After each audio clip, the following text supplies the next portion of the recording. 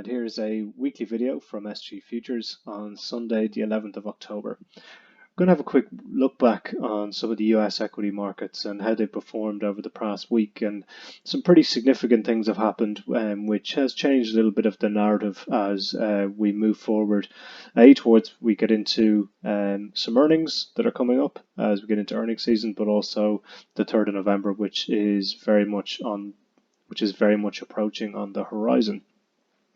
So we're going to have a quick look back at the week commencing Monday the 5th of October. And we're going to start here on the Nasdaq. And you've seen us write about this on Twitter over the last sort of week to 10 days, that we've had quite a bit of a sell-off from Wednesday the 2nd of September, selling off from roughly 12,500 all the way down, printing a low of just over 10,500. And what's interesting here is really a very simple chart pattern that's going on, and this is replicated across the E-Mini S&P as well, which we'll get to in a moment. But what we have here is a printing of a inverse head and shoulders pattern, and we have here's our shoulder, here's our head, and then here's our second shoulder. And I was very aware of this coming into last week, and as we opened on Monday the 5th of October, I think an awful lot of traders also saw the same thing, and we had a couple of days of balance where we stayed inside the neckline of the head and shoulders, and on Thursday and Friday we had a proper break above the neckline on Friday, some very, very bullish sentiment, and it's really hard to see anything other than a bullish outcome in the short term for this particular market.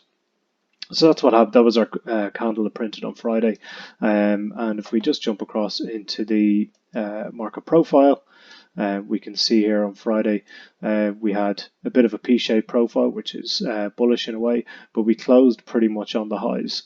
So we've closed at roughly 11,730, but we've closed on the highs, which is an incredibly bullish sentiment. Effectively, there just wasn't enough time to take this market any higher. What we're going to look for coming into this week is we have some single prints. If we just pull this out a little bit, we have some single prints down here between 11,646 and a quarter right up to 11,648 and a quarter. These are areas that this is effectively a gap in the market that's happened in the cash session, and they're very, very relevant and very, very important, and it's very much emotion driven. In that there were potentially people who were short who were just like, get me out, get me out, get me out, and people who were bullish just dying to get in. So I think this is probably an area of importance that if we see any sort of bearish sentiment this week, we start to come back and look at this particular level. I expect, given that the enormity of the break that we had on Friday, that we begin to fill out the top end of this value area highlighted in blue, and I see a very short-term support of 11,700. So I'd expect some trade to occur down around these sort of levels on perhaps Monday and Tuesday. What's interesting is end period, and end period is the settlement period on the US exchanges, and this is a price exploration. So we would expect trade to begin to fill out these two particular TPOs on the profile. So I'd say from the highs, which are 11,727, probably all the way down to 11,700 as two potential areas that are initially standing out as we come into this week. Now we'll see how the futures open, and we'll see what sort of news has come out over the weekend and how the markets reacted, and we'll see where we sit coming into the cash session tomorrow. So jumping across into the E-Mini S&P, I have a look at the long term, and what we have on the long term here is I've got weekly profiles. So I basically merge every single daily profile into a weekly profile.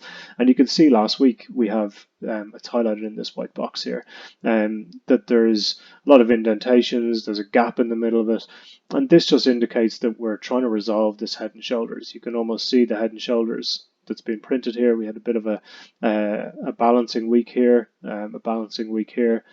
and on Friday we properly broke above this, and we're now exploring the highs, or hopefully going to be returning back to the highs in the E-Mini S&P.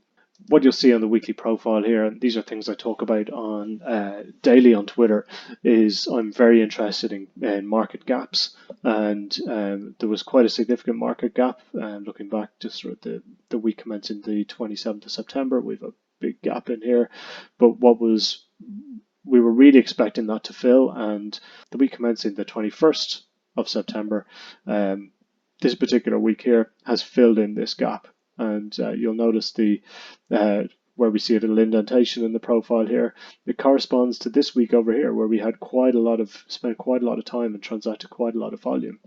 And these are the sort of nuances you're just never going to see on a ordinary candlestick chart. And there are areas that the market has auctioned these levels really, really well. We've spent time and we've transacted volume in these areas.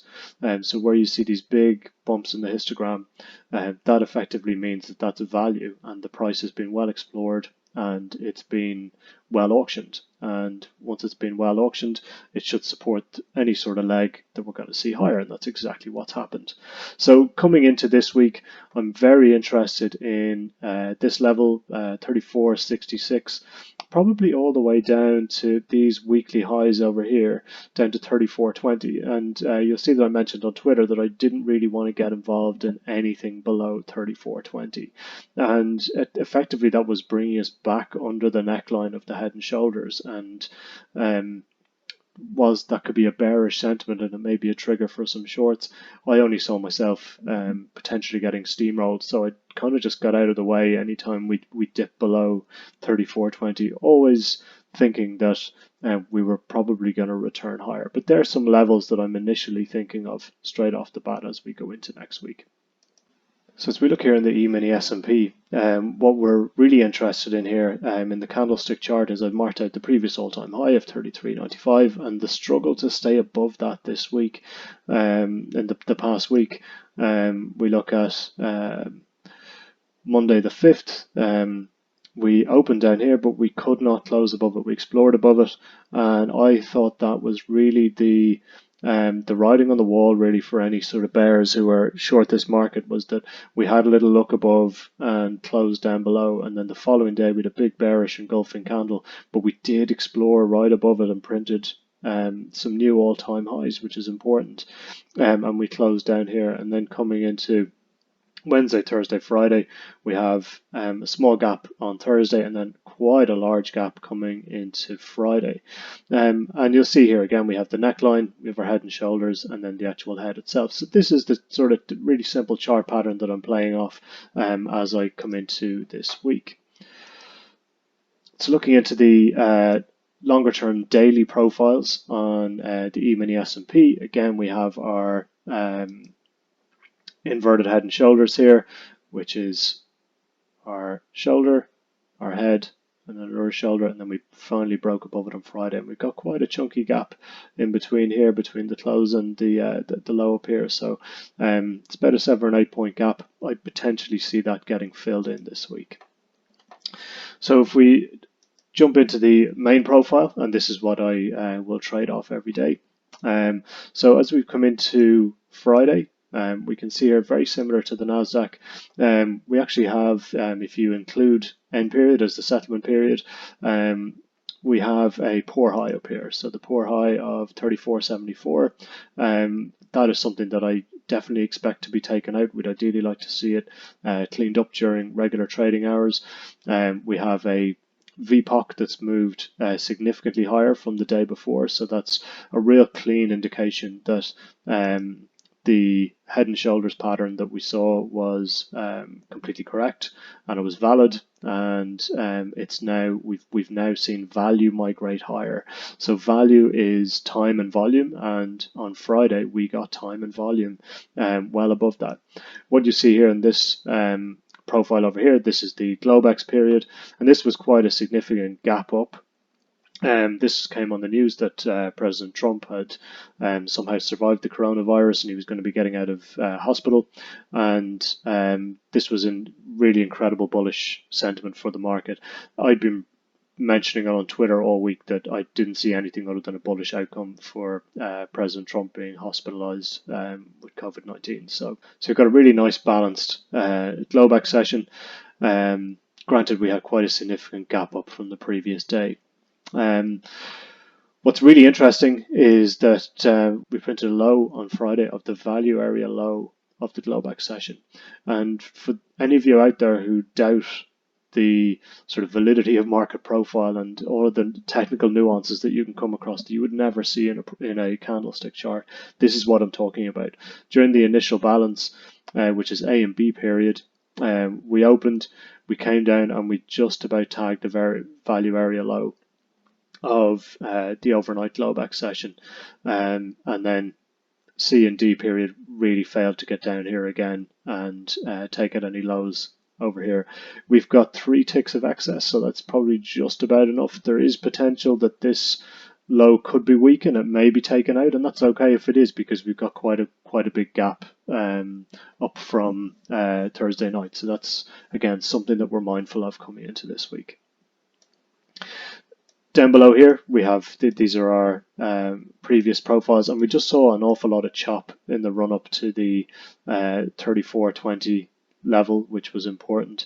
We have a small gap here from Tuesday to Wednesday, and then an actual true gap. We closed down here at 34.07, and we only ever got into the gap to 34.18 when we opened at 34.28. So you'll see me talk about gap rules, and that if we fail to fill the gap initially or during the initial balance, that the obvious trade is to go with or go in the direction of the gap. But we always have to take into consideration all of our internals, and that's our tick, our breadth, your advanced decline line, and they are usually the sort of gauges we use as to whether or not we would go long or go short in that sort of a gap scenario. We also have to take into consideration where we've closed in relation to the rest of the day. So if we're like Friday, when we closed right up on the highs, we talk a lot about inventory, and you will have market makers who will have taken in inventory on the short side, and that's what they're compensated to do, is to keep equilibrium within markets. They'll have taken in inventory and they'll want to get out. So the futures overnight Globex session can be moved around relatively easily. You don't need hugely deep pockets to do it, and these market makers can do it.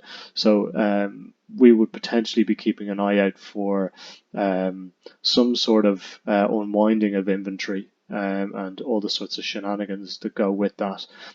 So immediately, given that we've closed on the highs here, and depending on where we open and where Globex goes tomorrow, Monday the 12th, where we're likely to open, we'll be making decisions as to whether or not we would take a trade within the first 30 to 60 minutes of the cash market opening. Just a quick look at some stocks before we finish up. We have a look at Apple. Apple has been in a little bit of a head and shoulders as well. So we have inverted head and shoulders here. So we have our shoulder here, our head down here, and our shoulder here. We're really just waiting for this to break higher. I see this level here, sort of 119, 120 as being quite significant.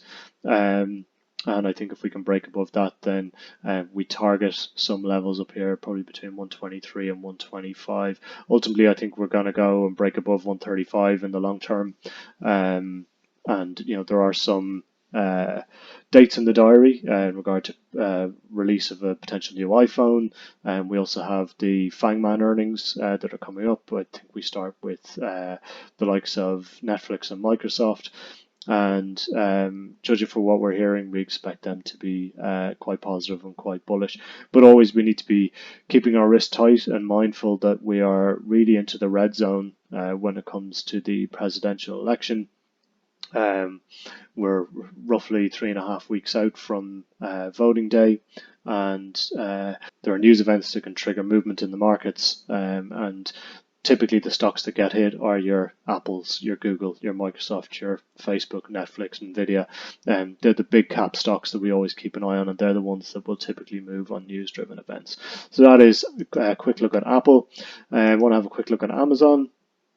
That's another one that we actively trade. Again, we've seen the inverted head and shoulders on Amazon.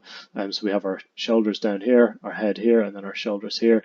And on Friday, we really broke above the neckline, and we've gained acceptance above the neckline, and we closed out on the highs. So we really only see that particular stock going higher. We may retest the neckline, but it'll be potentially a good area to pivot off from a potential trade point of view. Looking at Netflix, Netflix has been slightly different. We have had a little bit of an inverted head and shoulders, although this has probably resolved itself a little bit quicker. We had over the last 10 days, we had pretty much 4 days in a row of balance. And if we were to take the high of this balance and the low and take the difference between the two, I think it's about $30. We would see the market profile rules suggest that in this particular balance area, if we take the difference between the high and the low and then add it to the high, that is likely where we were going to print a high to. So I would see between 560 and 562 as being a medium-term target for this particular stock. Then finally, just looking at Microsoft, Microsoft again has had the inverted head and shoulders. This is our neck, our head, and our shoulder.